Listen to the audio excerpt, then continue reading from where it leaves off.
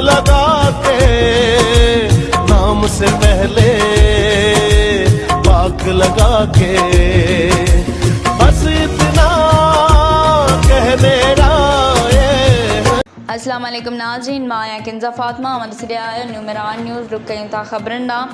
बदीन का रिपोर्ट अली हसन ख़ास के लिए टंडो आदम अली भरसां ॻोठ हाजी इसहाक़ गलेरो में हर साल जीअं हिन साल वॾेरो ग़ुलाम मुस्तफ़ा गलेरो, वॾेरो सुहेल गलहेरो, वॾेरो मुबारक अली गलहेरो, वॾेरो हाजी कमाल गलहेरो, वॾेरो अमजद अली गलहेरो जे तरफ़ां चुॾिया गए जश्न आज़ादी जे मौक़े ते सिंध जी सक़ाफ़ती रिंद बेलाड़ो रिंद जो मुक़ाबलो करायो वियो, जंहिंमें ख़ासि महिमान ज़िले काउंसिल अब्दुल हक काले पोटो, साबिक़ चेयरमैन इरफान मलिक, सरदार नाना गलहेरो, साईं आज़म गलहेरो ऐं ॿिया बि मौजूदु हुआ।